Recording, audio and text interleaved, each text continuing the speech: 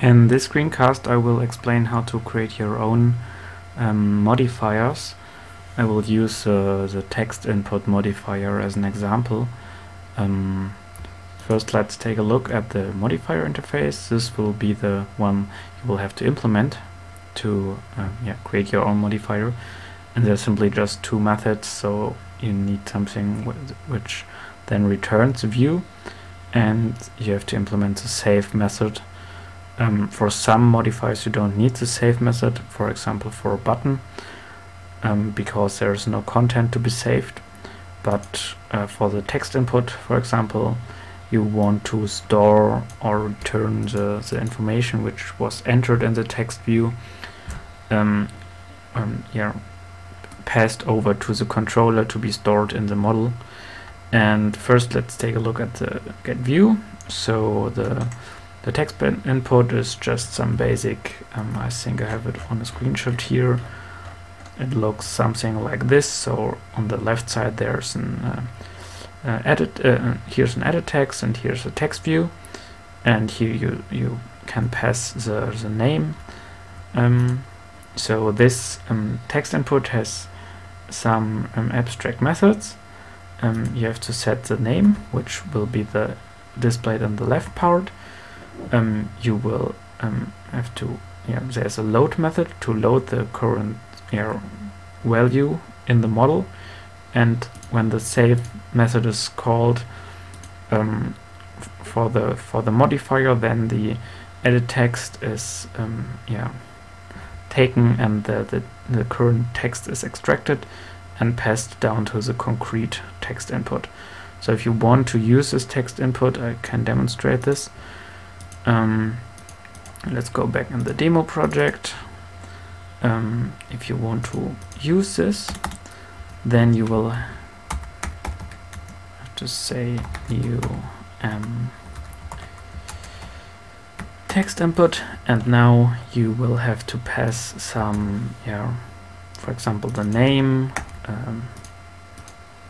my name, or my address, or something like this. And you will have to load something, so the user address, and this will then be the element in the model. So for example, you can create a field. Let's do it up here, and then you can access this field and edit it. And in the onSave method, you then want to say user address equals new text. In this methods here, you can add some more logic. For example, check if it's a valid address, something like this. And that's basically how I designed the text input controller. And if you want to create your own controller, you of course have to decide yourself how to which abstract methods you want to implement, or if there are none. For example, like in the caption, there are no abstract methods, because you don't need to react on the save method. So the save method in the caption does nothing, but except it returns true. So that true means that it says, okay, I could be saved correctly, because there is nothing to save for me.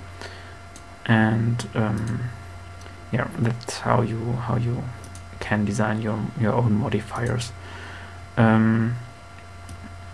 Again, if you want the modifier to be decoratable and react on this UI decorator concept, then additionally you can implement this interface, the UI decoratable interface, and then you have to implement this method and store the past decorator, and then you have to decide on your own which UI elements in your getView methods then will have to be decorated, because not every linear layout maybe has to be a container which has to be decorated, and normally just pass the basic elements. For example, for the text input, the text view and the edit text, and yeah, that should be the normal way how to do it.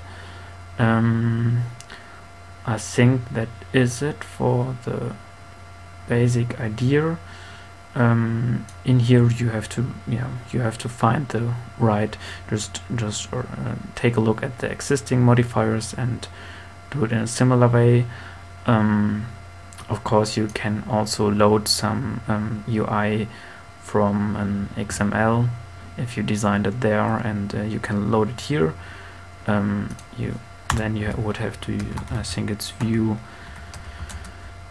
inflate, and then you can specify the resource here, and this would be another possibility to first design your layout for the controller, and then still connect it with this SimpleUI concept of model view controller, and you would be able to design your view and the XML layout like you're used to it, and then you could create your controller around this view and connect it this way still via SimpleUI to your model.